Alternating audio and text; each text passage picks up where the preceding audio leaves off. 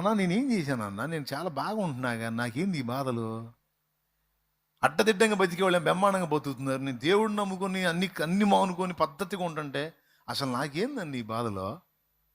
అరే ఒకటి పోతే ఒకటే అబ్బే ఏందో నాన్న, నాకు అసలు సుఖమే లేదు, నా బతుకంతా ఇంతే.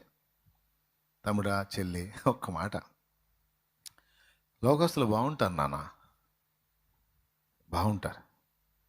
వాళ్ళ పశువులు తప్పక చూలు కడతాయి, ఏంతాయి, వాళ్ళ పంట బాగా పండిద్ది, వాళ్ళు అన్ని విషయాలు బాగుంటారు. ఎందుకంటే వాళ్ళు కాలు జారే చోటు ఉన్నారు, నాన్న. ఆకస్మికముగా ఆపద సంభవించి అధపాతాళానికి దిగిపోతారు నాయన.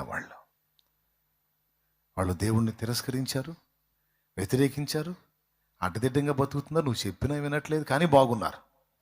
కానీ నీకు తెలుసా వాళ్ళ కాళ్ళు ఎక్కడున్నాయో? పాతాళ పంచునున్నాయి, అడుగు జారు స్థలమందున్నాయి. కానీ నీ పాదాలు ఎక్కడున్నాయి తెలుసా? ఆయన అరచేతుల్లో ఉన్నాయి. నువ్వెక్కడున్నావు తెలుసా? ఆయన ఏర్పాట్లో, ప్రణాళికలో, ఆయన శిక్షణములో ఉన్నావు. మంచోడివే, 100లో 80 మంచివే ఉన్నాయి. మరి మంచి ఉన్నప్పుడు నాకు దీవెన రావాలి కదంటే 20 చెడ్డవి ఉన్నాయిగా. వాటిని కూడా క్లియర్ చేసి పర్మనెంట్గా బ్లెస్ చేస్తాడు. అర్థమైతే కొట్టు, నిజంగా అర్థమైతే కొట్టు.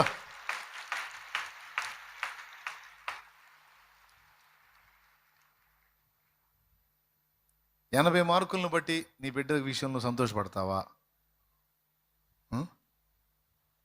100రా అంటావా? అన్నవా? పోన్లే నాన్న 80 చాలే అమ్మా, ఇంకేం కావాలి మనకి అంటావా? 80 ఏందిరే అంత చెడు చదివి? కనీసం 98. సరే ఎందుకులే, మళ్ళీ ఏమన్నా అంటే చాలే మన తిడుతున్నాడు, వద్దులే, ఏదో ఒకటి వచ్చింది లేపో. కానీ ఆశ ఏంది నీ హృదయ వాంఛ? మీ వాడు 100 సాధించిందాక ఎగ్జామ్ రాయాలని నీ ఆశ, చదవాలి, వాడు 100 కొట్టాలని ఆశ. ఆయనకు కూడా అంతే. 80 మంచి ఉన్నాయిరా తల్లి నీ దగ్గర, ఒక 20 ఉన్నాయిరా తేడా, అది కూడా క్లియర్ చేసి పర్మనెంట్గా బ్లెస్ చేస్తామా నిన్న. 80% మంచి ఉంది, 20% పాపం ఉంది, అది కూడా పోవాలి నీలో. ఇప్పుడు నువ్వేం చేయాలి? ఆ 20% పాపం ఏ రూపంలో ఉంది, నాలో ఎలా ఉంది, ఎక్కడుంది అన్ను వెతకాలా లేదా? అసలు నువ్వు ఆ సంగతే పట్టించుకోవు, చర్చికి వస్తేనే కూర్చొని నిద్రపోతుంటావు, చెప్పేదేమో మైండ్కి ఎక్కవదు. ఎట్లక్కాయ నువ్వు? ఆ సంగతి పట్టాలి కదా నీకు. ఏది ఎక్కడుంది, ఏ రూపంలో ఉంది, దాన్ని కూడా నేను క్లియర్ చేసుకోవాలి. చాలామంది చర్చికి వచ్చారు, అందరి హృదయాల్లో ఈ ఆలోచన ఉండాలి. ఎక్కడన్నా నేను దేవుడు అభ్యంతరపడి అడుగులు వేస్తున్నానా? నేను మళ్ళీ చెప్తున్నా, తమ్ముడు, నీకు తెలిసినంత వరకు అన్నీ బ్యాలెన్స్ చేసుకున్నావా?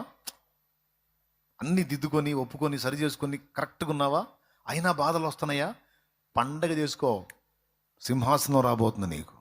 అది ఏ రూపంలో వచ్చిందో తెలియదు.